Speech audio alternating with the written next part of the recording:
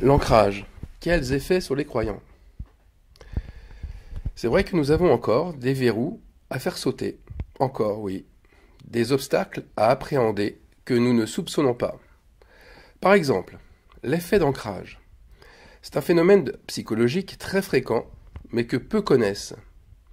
Nous avons des idées, des opinions, des avis que nous avons depuis un certain temps et qui se sont ancrés dans notre cerveau. Ils se sont installés en premier, là, comme des vérités immuables. Et l'effet d'ancrage consiste à privilégier inconsciemment la première information reçue et à l'utiliser en tant que valeur de référence. Et la foi, bien entendu, n'échappe pas à ce phénomène. Le jugement dernier, par exemple, eh bien, c'est un puissant ancrage.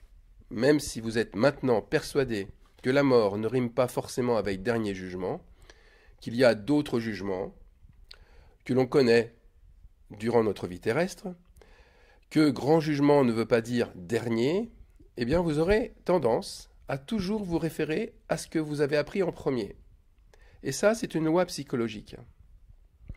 Et cette loi, c'est la difficulté à se défaire d'une première impression. C'est comme si vous avez écrit un texte en premier et que l'encre a du mal à s'effacer, qu'il reste toujours le texte d'origine. Et quoi que vous écriviez de nouveau, ce vieux texte réapparaît et vous trouble. Alors un autre ancrage, il faut être baptisé d'eau pour être sauvé. Le baptême, cet acte de démonstration de notre engagement de foi, il ne sauve pas. Eh bien, inconsciemment, même une fois convaincu du contraire, vous aurez encore tendance à voir un non baptisé comme une personne en danger vis-à-vis de son salut. Et il vous faudra lutter contre ce trouble ou ce doute. Tout cela pour dire qu'on se débarrasse très difficilement de nos premières impressions. Et reconnaissons-le, chacun à son propre niveau, nous avons pu expérimenter cet état de fait. Alors comment se débarrasser de ces anciennes idées qui viennent brouiller nos décisions? Comment se débarrasser de credos qui nous font encore douter de nos nouvelles conceptions que l'on reconnaît alors, maintenant, comme vraies? Éviter les pièges de l'ancrage demande-t-il une force de caractère ou une discipline de fer? Vous savez, seul le Saint-Esprit convainc de justice. Seul Dieu nous change réellement. C'est lui qui nous purifie au final. Nos actes, aussi répétés, nos efforts aussi grands soient-ils, ne suffisent pas à effacer complètement nos doutes. Nous avons besoin d'une relation étroite entre l'Esprit de Dieu et nous-mêmes. Et je dirais alors, cet effet d'ancrage est une bonne chose. Pourquoi? Eh bien parce qu'il nous fait réaliser que nos contradictions, comme nos doutes, dévoilent l'écart de notre relation avec Dieu. Notre intimité avec lui n'est pas encore assez proche. Cette distanciation est bien réelle, la preuve, puisque l'effet d'ancrage, ou l'effet d'un ancrage, existe toujours. Alors l'ancrage s'exerce dans d'autres domaines. Il suit le même effet lorsque, au sein de l'Assemblée, un frère, qui était connu en premier comme un frère simple, ne faisant jamais de vagues, n'ayant jamais été repéré pour des actes de foi extraordinaires, eh bien il se met d'un seul coup, à un moment inattendu, à enseigner, à prophétiser, à exhorter, à sortir de cette étiquette de, entre guillemets, gentil frère.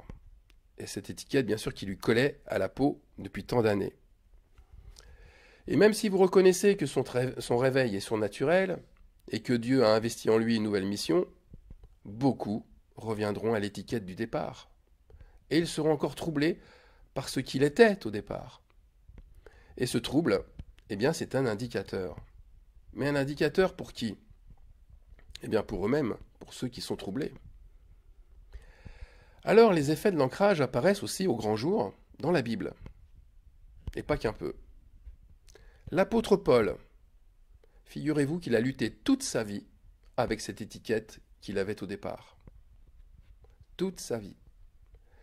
Il était connu auparavant comme Saul le pharisien, le juif fanatique qui a persécuté à mort les disciples de Jésus. Il n'était pas comme Pierre, ou comme Jean, ou Jacques, des apôtres qui avaient, eux, connu le Fils de Dieu. Ils avaient mangé à sa table, ils avaient écouté son enseignement, vu les miracles, reçu des commandements du Seigneur. Leur vécu permettait, par conséquent, de créer sur les autres un ancrage différent de celui de Paul. Et leur légitimité n'était pas à démontrer. Quand Jean, dans sa première épître, au chapitre 1, écrit « Voici le message que nous avons entendu de Jésus-Christ et que nous vous annonçons, Dieu est lumière et il n'y a aucune obscurité en lui », mais qui mettrait en cause ces paroles? C'est comme si Jésus les disait lui-même. Or, Paul, lui, n'avait jamais vécu avec Jésus de son vivant. Il l'avait reconnu bien plus tard, sur le chemin de Damas, après qu'une voix lui ait dit « Saul, pourquoi me persécutes-tu » Alors ce vieil ancrage, eh bien il revient, et notamment avec les Corinthiens. L'apôtre de Tarse est obligé de justifier ses actes. De cette manière-là, je le répète, que personne ne me regarde comme un insensé. Sinon, recevez-moi comme un insensé, afin que moi aussi, je me glorifie un peu. 2 Corinthiens 11, 16. Paul a toujours cette étiquette de menteur, parce que pharisien, il était un farouche opposant à la vérité. Et cette étiquette revient par moments, comme une nouvelle fois, ici, avec les frères romains. Romains 9.1, pardon. Je dis la vérité en Christ, je ne mens point, ma conscience m'en rend témoignage par le Saint-Esprit. De même, les épreuves qui lui arrivent font douter les Éphésiens sur le ministère de l'apôtre, sur ce ministère qu'il a aussi pour eux. Éphésiens 3.13. Aussi je vous demande de ne pas perdre courage à cause de mes tribulations. Pour vous, elles sont votre gloire. Et pour les frères de la Galatie, curieusement, Paul met les pieds dans le plat.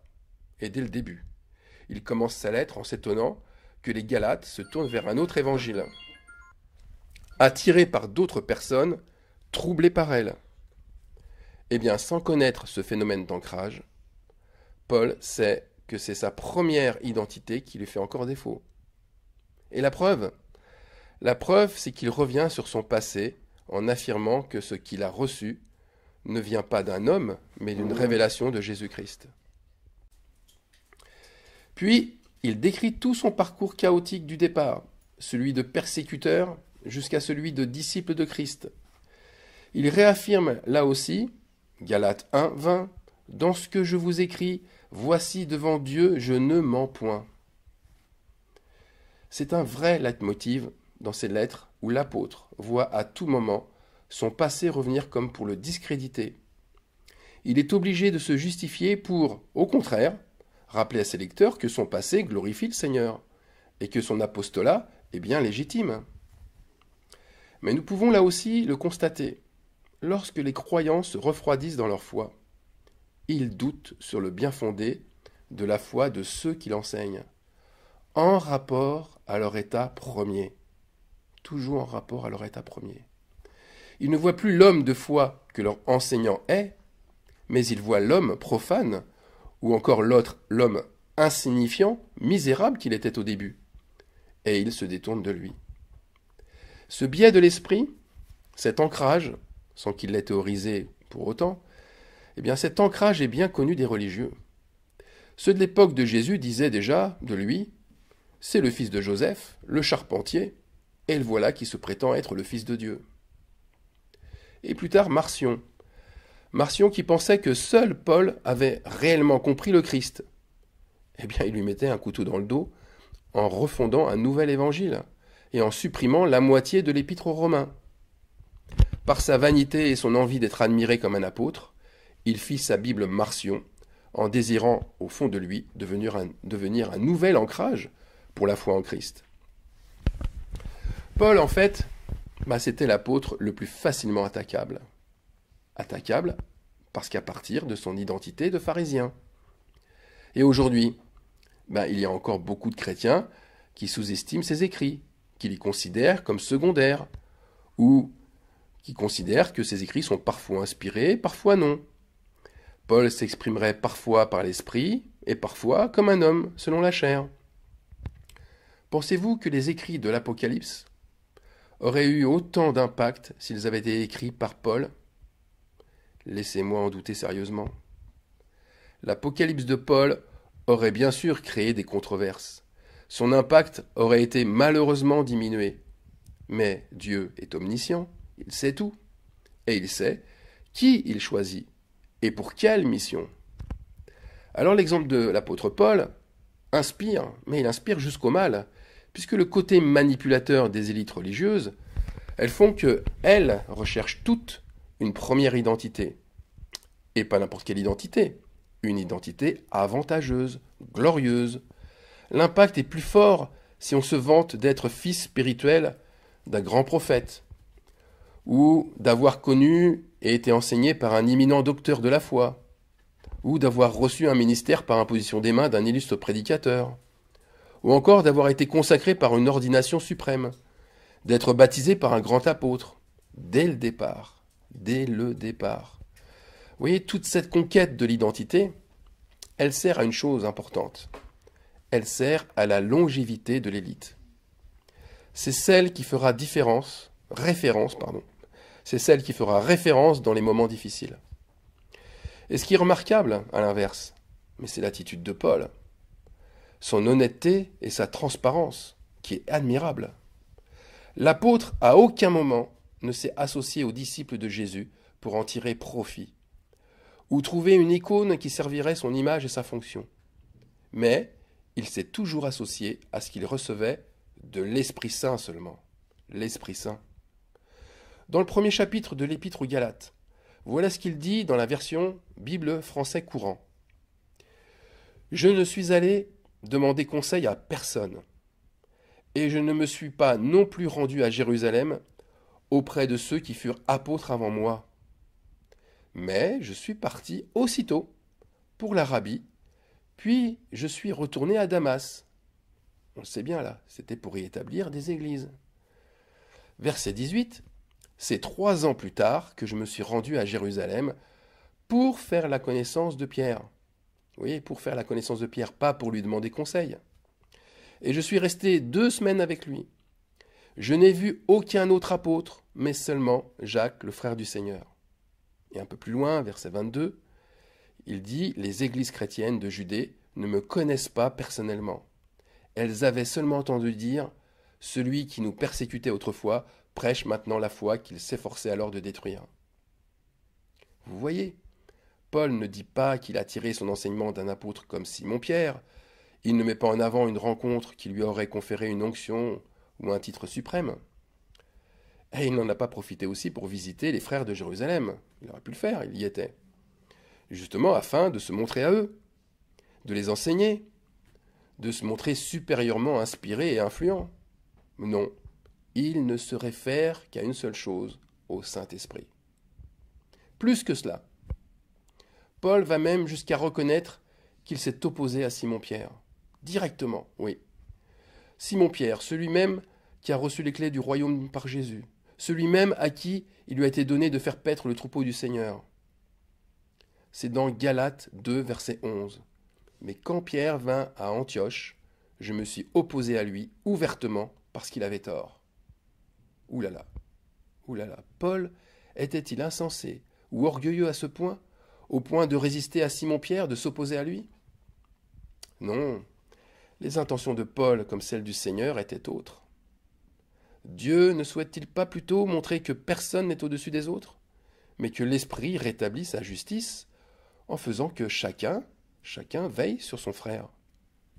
Chacun, en fait, est testé dans son niveau d'humilité, et Simon-Pierre comme Paul. Et ici, il n'est pas question d'une identité meilleure qu'une autre.